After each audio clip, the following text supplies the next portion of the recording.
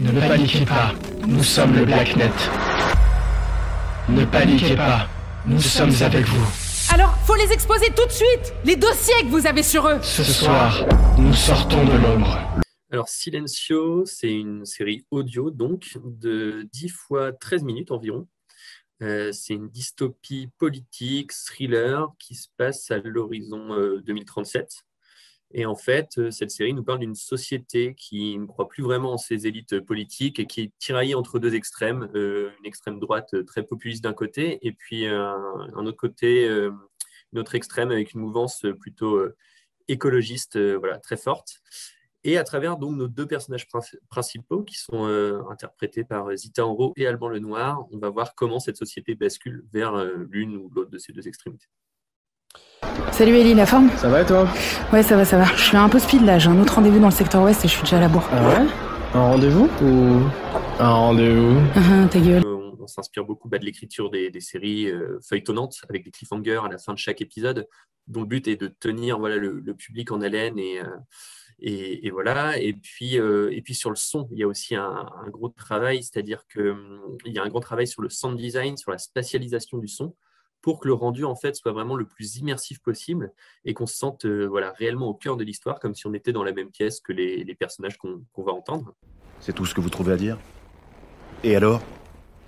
Vous trouvez pas ça terrifiant que des gens confient leurs souvenirs à des détraqués du Blacknet pour mieux se couper de la société ? C'est leur choix. Leur choix ? Et si cette sauvegarde se faisait pirater ? Hein ? Tous les jours, des entreprises sont menacées par des hackers qui demandent des rançons. Moi, de mon côté, lorsque j'écris pour de l'audio, je suis assez exhaustif sur les didascalies, donc à destination de la réal, du monteur son, mais aussi des comédiens. Je ne vais pas hésiter à décrire avec pas mal de détails ce que j'ai en tête pour les aider en fait, à reproduire cette ambiance qui colle à l'univers que moi j'ai imaginé. Et donc, c'est essentiellement par là en fait, que va passer mon travail avec le monteur. C'est vraiment essayer de lui donner le plus de détails possible. Je crois que pour les comédiens, comédiennes, ils le vivent plutôt bien. Enfin, il y a une ambiance beaucoup plus décontractée en fait, que sur un tournage.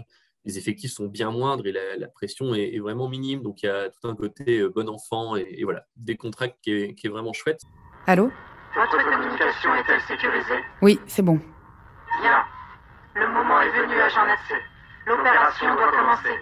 Je vous écoute. Impossible d'en parler ici. Moi, l'angle que j'ai choisi d'aborder, c'est en fait l'idée d'ancrer l'histoire dans une période qui n'est pas si lointaine. Silencio, la série, elle se passe en 2037, donc à l'échelle de l'histoire ou de la science-fiction, c'est clairement demain matin. Mais je trouvais ça intéressant parce que ça nous permet de parler de la période qu'on vit actuellement. Donc, il y a des références à la crise sanitaire, il y a des références aux Gilets jaunes, à Macron, tout en prenant en fait du recul par rapport à ça et en imaginant ce qui va se passer dans les 15 prochaines années. Votre fréquence cardiaque est anormalement élevée. Le silence est l'âme des choses qui veulent garder leur secret. Il s'en va quand le jour paraît, revient dans les couches en rose. Il guérit des longues névroses de la rancune et du regret. Le silence est l'âme des choses qui veulent garder leur secret. Le silence est l'âme des choses qui veulent garder leur secret. Il s'en va quand le jour paraît et revient dans les couches en rose. Il guérit des longues névroses de la rancune et du regret. Le silence est l'âme des choses qui veulent garder leur secret.